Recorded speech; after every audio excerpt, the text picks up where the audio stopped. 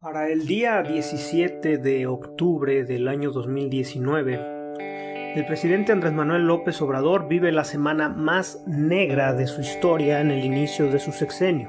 A tan solo 10 meses de iniciado, se lleva a cabo una crisis como nunca antes se había presentado, al menos para una administración tan reciente. A pesar de que la violencia en el país lleva ya 13 años en existencia desde el inicio de la fallida guerra contra el narcotráfico, iniciada por el expresidente Felipe Calderón Hinojosa. En estos días teníamos la incertidumbre de cómo el gobierno de Andrés Manuel López Obrador se iba a enfrentar a esta crisis. Existen dos versiones acerca de lo acontecido en Culiacán, Sinaloa, que se contrastan entre sí, pero que son bastante curiosas de entender. Por un lado, se dice que el gobernador Quirino Ordaz Coppel tuvo una reunión en septiembre del mismo año para planear la captura del hijo del Chapo Guzmán, conocido como Ovidio Guzmán, y que este operativo para la captura sería planeado desde el mes de septiembre. La DEA habría ordenado una orden de captura para este joven que sería después llevada a cabo por el gobierno estatal, que también hay que decirlo, es un gobierno priista. El día jueves inicia la captura en un operativo que sería realmente, podríamos decir, desastroso, puesto que parecería estar mal planeado. Primero que nada debemos decir que el gobierno miente cuando dice Alfonso Durazo dice que no era un operativo, sino que era una patrulla que pasaría por allí y que luego sería atacada y repelida por los miembros de la misma patrulla. Al día siguiente, el presidente en la conferencia mañanera desmintió la teoría de esta patrulla, diciendo que sería un operativo hecho y derecho. Las imágenes demuestran de que existía tal operativo. En las imágenes se nota a una patrulla de 30 a 35 soldados en alrededor de 7 a 8 camionetas blindadas que rodearían la casa donde se encontraba Ovidio Guzmán para después iniciar el enfrentamiento.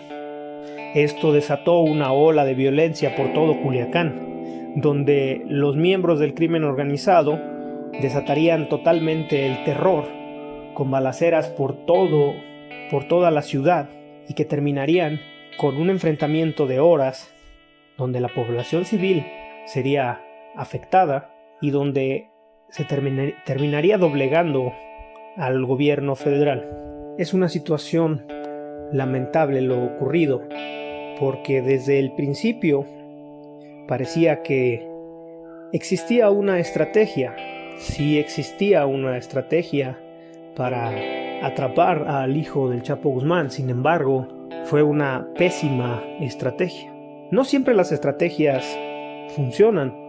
Puede haber estrategias que simplemente no funcionan por cuestiones de que cuando tienes la oportunidad de atrapar a un criminal, a veces puedes tener solamente horas para llevar a cabo el acometido. No puedes planear durante meses una captura si no sabes dónde se encuentra esta persona, sino que simplemente tienes que hacer lo que se puede con lo que se tiene. Incluso los servicios de inteligencia más grandes del mundo, como el Servicio Secreto de Estados Unidos, ha fallado en algunas capturas. Recordemos que Osama Bin Laden necesitó de 9 años y 2 guerras para poder ser atrapado, y aún así jamás vimos su cuerpo. Entonces pudo haber sido un ataque fallido, premeditado o improvisado, que parece más bien haber sido improvisado. Se logra la captura.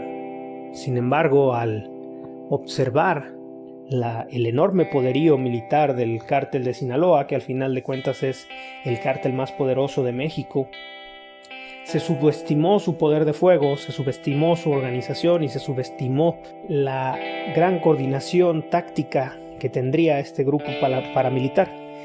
Y hay varias cuestiones que tenemos que preguntarnos en estos momentos.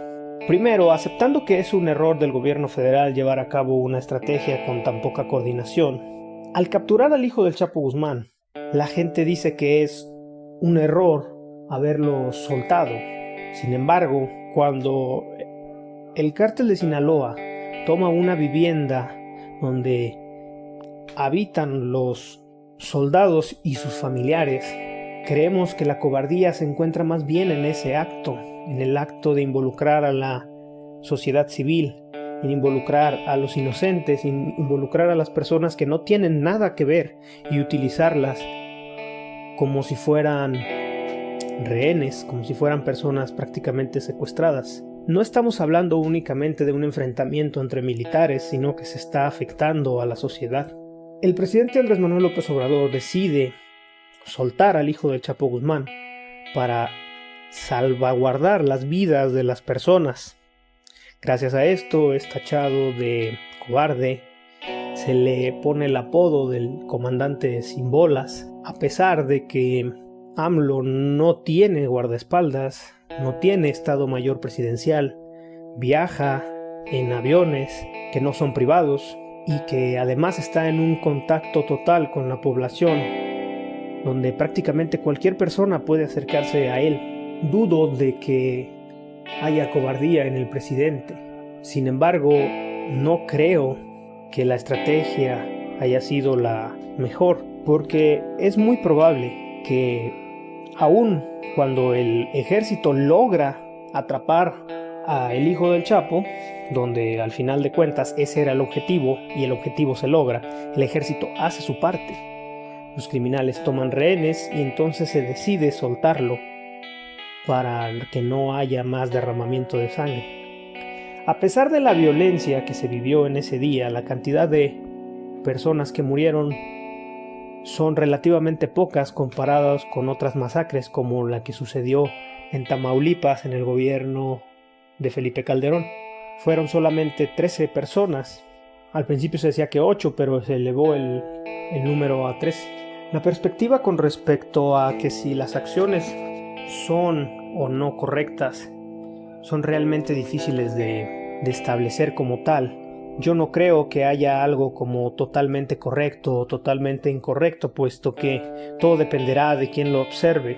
Ya antes hemos hablado en este canal acerca de los sesgos cognitivos y hemos hablado de que el sesgo de confirmación permite de que la persona solamente escuche lo que quiera escuchar, lea lo que quiera leer y entienda lo que quiera entender, y que rehúse cualquier otro tipo de información que vaya en contra de lo que la persona ya tiene preestablecido. Entonces, en base a eso, es muy complicado tomar una postura y decir que el gobierno hizo algo de manera correcta o de manera incorrecta, puesto que al final de cuentas todo depende de quién lo juzgue. Es lo mismo que ocurrió con el aeropuerto de Texcoco. Si el presidente Andrés Manuel López Obrador hubiera decidido mantener el aeropuerto de Texcoco, se hablaría de que sería un corrupto, que apoya a los de siempre y que no cumple sus promesas de campaña. Sin embargo, cuando decide echarlo abajo, se dice que es un autoritario, que es un represor, que echó a la basura millones de pesos en inversión y que además ha creado incertidumbre con su necedad. Realmente no podemos quedar bien con todos. En una opinión personal podría decir que se logra el objetivo con una estrategia que falla, pero estrategia al fin. Como lo dijo Eduardo Buscaglia, las estrategias no siempre salen como deberían, porque siempre hay variables que evitan que todo sea como de manual. Es muy complicado que en situaciones de seguridad todo salga a pedir de boca. Porque realmente sí es una situación difícil de manejar. No me gustaría estar en el presidente para tomar una decisión así. Estamos hablando de la detención de uno de los capos más poderosos del planeta. Entonces sí se necesita una estrategia de élite para realizarlo. Pero si tienes poco tiempo o tienes poco personal, es meterte a la boca del lobo. Entonces no sé qué tan viable sea poder hacer un operativo de esa magnitud y que todo salga bien. Entonces, cuando ya la situación sucede y que lo capturas, solamente puedes elegir entre dos inconvenientes. Por un lado tenemos que los soldados son superados en número de 5-1. Cuando ves los videos y la cantidad de camionetas que llegan, la cantidad de narcos que se amotinan en las calles es espeluznante, es realmente grande. Y no estamos diciendo que el cártel creció en 10 meses, estamos diciendo que tiene años allí, décadas allí.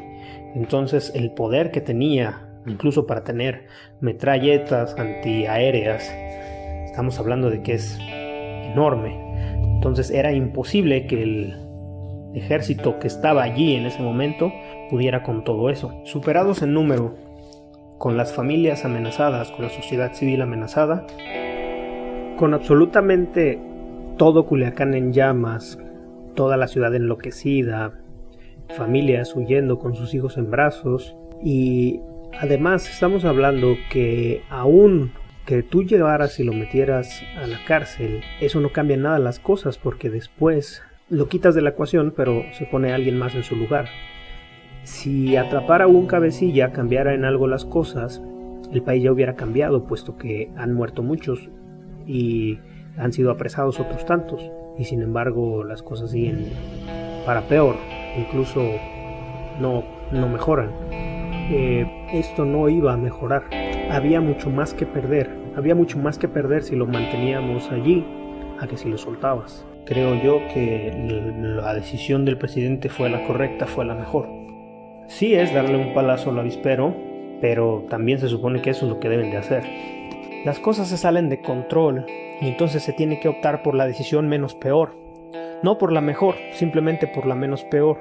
Se tiene que optar entre dos inconvenientes: soltar al hijo del Chapo Guzmán o desatar una masacre. Si el presidente Andrés Manuel López Obrador hubiera decidido mantener capturado al hijo del Chapo Guzmán, en estos momentos estaríamos hablando de genocidios, de que Culiacán estaría en una guerra que duraría horas, días, semanas, meses o incluso años. Y las bajas no serían de 13 personas, estaríamos hablando quizá de cientos de personas. Entonces, la elección la tienes tú como oyente para saber si lo que el presidente hizo está bien o está mal. Si eres detractor de López Obrador, todo lo que haga te parecerá malo. Si eres una persona que lo apoya, todo lo que haga parecerá que está bien. Entonces, lo único que queda es tratar de ser lo más imparcial posible. Como siempre, dejamos los enlaces en la descripción. Muchas gracias. Esto fue Opinología Indeseable.